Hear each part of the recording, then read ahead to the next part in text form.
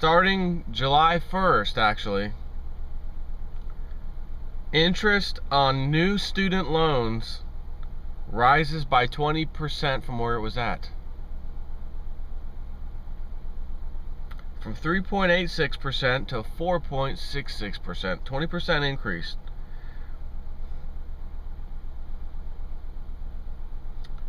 From Zero Hedge, they say, while the new quarter has started with a bang for capital markets and those 1% who can actually benefit from one after another record high, courtesy of the Fed's fairy dust, July 1st is an important date for another group of Americans, students. However, instead of more wealth, America's aspiring intelligentsia has something far less pleasant to look forward to, namely, more debt. Because today is when higher interest rates for education loans kick in. Starting July 1st, all new loans for the 2013-2014 student year will increase from 3.86 to 4.66, which is a 20% increase. And you know what else happened right around the same time, July 1st time frame? New unemployment numbers came out. Percentage, you know, what's the unemployment percentage out in America? And I know you're just selling yourself inside, oh, it had to have gone up. I mean, it's getting worse. Nope. Numbers went down again. I think it's at 6.1% now. Isn't it amazing what you can do when you can just make stuff up? When you have the power to just make up any number you want and say, oh, this is where this is at. Just go ahead and post this number. And yet everything else that we look at that even has something to do with that unemployment number, revision, right? We just had the worst post for GDP quarterly. Hang on. Morning. See that damn limb?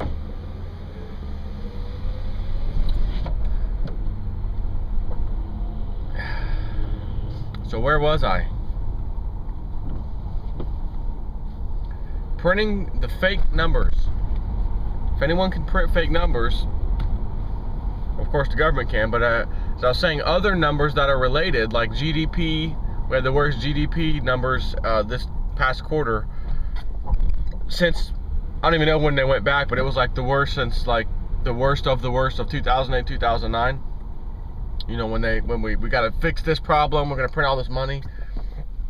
Which reminds me, I was watching I got into it about 15 minutes late, but I was flipping through the channel, saw 60 Minutes. I think it's CNBC, right? 60 Minutes. The Wall Street, and basically the housing crisis in Wall Street, and, you know, I forgot what the title was, something with those words in it, that caught my eye. And I said, well, let's see what this is about. Are they really going to do a 60 Minutes on this? Or is it going to be a little dog and pony show about, you know, what a good job they did and they averted disaster by printing all this money and giving it to the banks? And actually, they did a pretty decent job. They definitely covered what they needed to cover. And every time I see stuff like this, it reminds me of why I stopped paying my mortgage until I can figure out who owns my house and who I'm actually paying. Yeah, I know who the servicer is, right? That's who it says on your loan documents when they are sending you that bill every day or every month. We are the servicer of your loan, blah, blah, blah. You owe this amount of money. And they were showing, just to show you how they have no idea about anything, the banks, who owns what, etc. They were showing a lawsuit that was brought, you know, because again, when a foreclosure happens, as long as you're lucky enough to be in a judicial state, which means you have the right to fight against it in court. If you are in a non-judicial state, it's really easy for the banks to foreclose on you. You can still fight it, but it becomes a bit harder. So, in the judicial states, Florida is one of them, we can fight back and answer it just like a lawsuit, like as if you're being sued, because that's how it has to get presented to you. Most of the time people don't respond in the 20 days you have to respond, and you get a summary judgment to the bank. So that, what that essentially means is the bank could, let's just say they made something up, completely fabricate something, filed a lawsuit on you, you didn't respond, they automatically win. It doesn't matter if it's not true, if it didn't happen. What the scenario is, if anybody files a lawsuit against you and you do not respond to the lawsuit, it is automatically a default judgment for them. They win, hands down. Doesn't matter if later on you find something, doesn't matter, which is why you have to respond. But because there's this weird court lawyer lingo back and forth, you have to know how to respond, and it's a bunch of nonsense. But someone sent me a link a long time ago to a site that sells this DVD thing for how to basically fight in court yourself, and it's called Juris Dictionary, Juris Dictionary.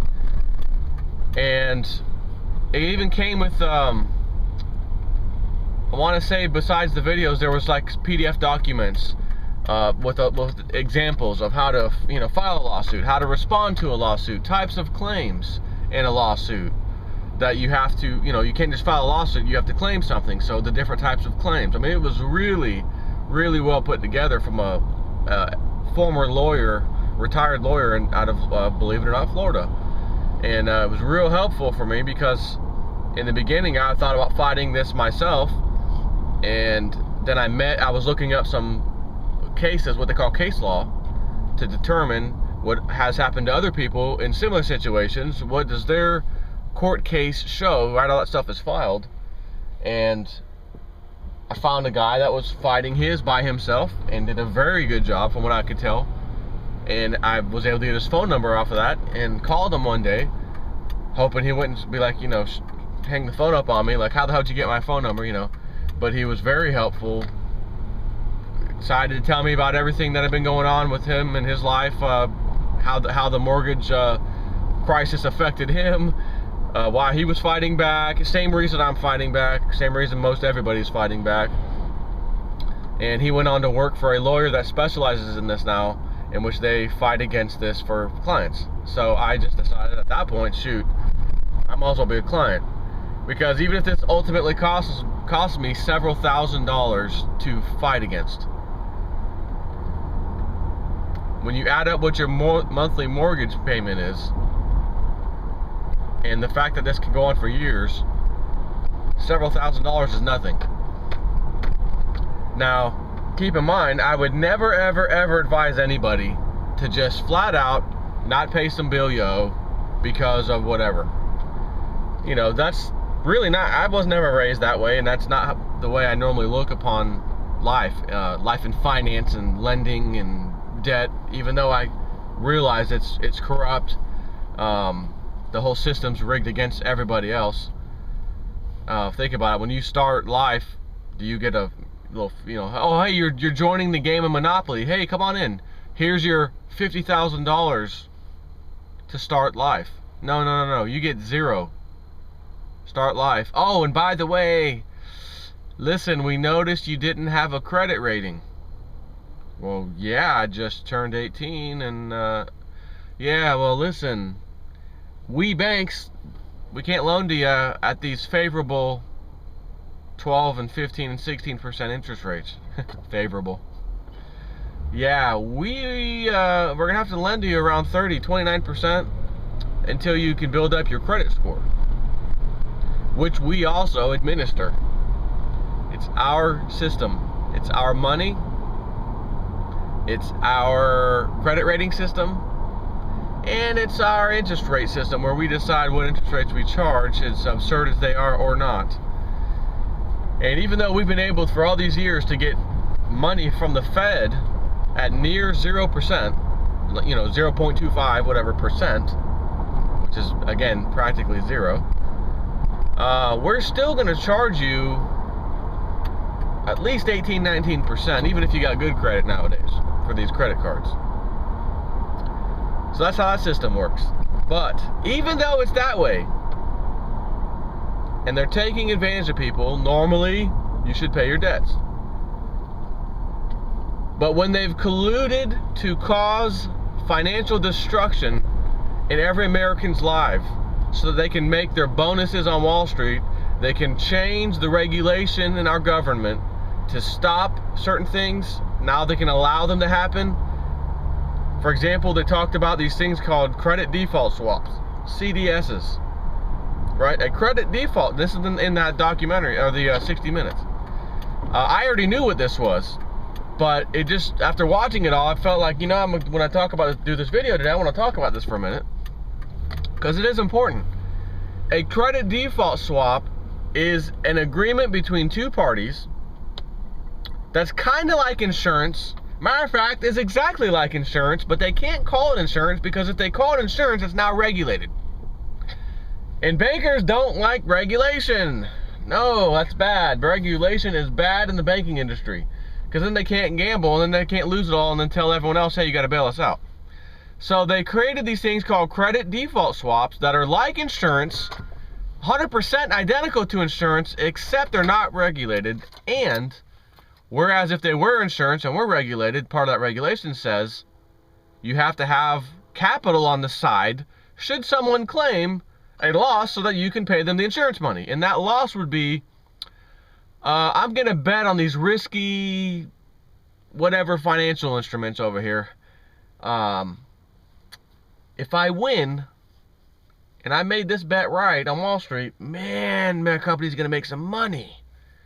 And I'll be cheered around the office like the awesomest guy ever. I'll get a huge multi-million-dollar bonus probably. But if I'm wrong, and this bet went sour, it could collapse the company and the country, because all the other banks were doing it too, and they were betting on the same garbage assets, financial instruments that weren't, and they all lost the bet. Thus, 2008-2009 financial collapse happened. But what they found out during this little test collapse, I'll call it, because the next one that's coming is going to make this one look like a walk in the park, is that all these parties that are selling the credit default swaps are basically the banks themselves. So they're all out there gambling with each other on this risky debt that usually fails. And then they're giving each other credit default swaps to protect against what could potentially happen is when they lose the bet, if they lose the bet. But because they're not insurance, they don't have any capital set aside to deal with this. Hoping, in other words, that every bet everybody's going to make is just going to be the right bet. No one will ever lose. Because if someone loses, a lot of other people are going to lose too, because they're all betting on the same stuff, and now they all have to bail each other out. Credit default swaps coming due. Who owes who, and hot potato. Okay. And they're talking to one of the guys. What is it called? The ISDA, I think. One of the banker club guys. And you could just see his face, boy. Knowing he was on there trying to protect and make it look like these guys, they're the smartest. Look, they're the smartest guys in the room. Ivy League, you know, as Gerald Celente says, Princeton, Harvard, Yale, bullets, bombs, and banks. Princeton, Harvard, Yale, Ivy League people, these are the best of the room, and they created these credit default swaps. And the other guy was saying, well, what they did was they put math and science and physics into finance, which can never predict human behavior. So no one ever accounted for what would happen when people would experience these things, which then caused them to, whatever happened to the market, sell-offs and everything else. In reality, they knew exactly what would happen, and they knew that they would make it so catastrophic that they got their money back and got bailed out from the government, and now are too big to fail. And it talked about, towards the end of this little interview thing, oh, well, the Dodd-Frank Act came back to help restore some financial, regulation, this and that. But, was it enough? It's kind of how it ended. And I thought to myself, I'm not sure when this 60 Minutes interview was done, but I don't know if you all paid attention. Dodd-Frank has been edited and gutted. And it's pretty much almost useless at this point in time. So they got the regulation put back in somewhat to help fight some of this, and then let's just remove it again. Lobbyists come in, pay the politicians off once again, and there's no more regulation again. So now they're free to run, doing the same stuff that got us in this mess. And now they have the mentality of, wait a minute, we can't go wrong, because if we do, we're too big to fail. We have too big to fail status. American government will bail us out. So now let's get real risky. Let's get super risky, and we'll continue creating these credit default swaps and selling them to each other. And if anyone ever has to claim some, that means we're all going to have to claim them, because we're all betting on the same crap. We won't be able to do it. We don't have the money set aside.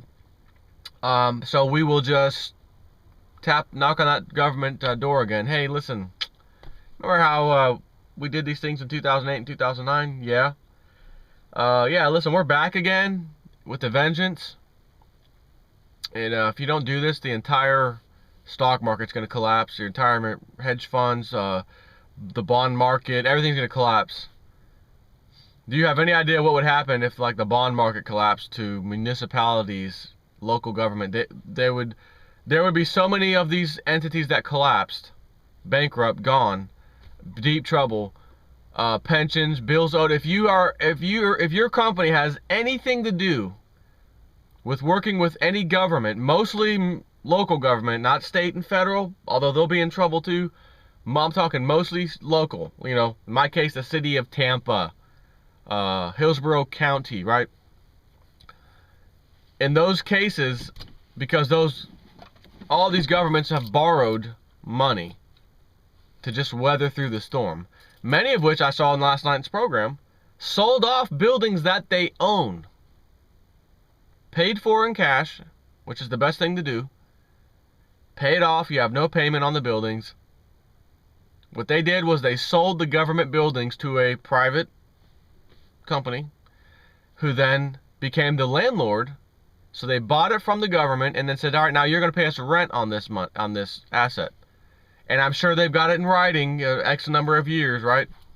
However, when they go bankrupt, the government, they're going to be able to get out of that little rental agreement or what have you, and then they can go find another building somewhere else cheaper. So the person who gave them the money, thinking, oh, in 10 years from now, we'll get all of our money back, we'll be profitable like every month, and we're going to be making lots of money, times will be good. Not knowing that, no, that may not happen. They may go bankrupt before that happens, and you're stuck with an empty building here. That may have some historical value in the future. You know, here lies a government that went bankrupt. We'll give you tours throughout the building. This is where they forged the money that they were bringing in and made it look like it was a lot more than the bills they owed. This is that office here. You know, they'll have pictures of the people on the wall who used to have positions there. You know, maybe you could sell a little tourist attraction. So, anyway, I just want to share this with you. Ramble on about a few other things. Take care.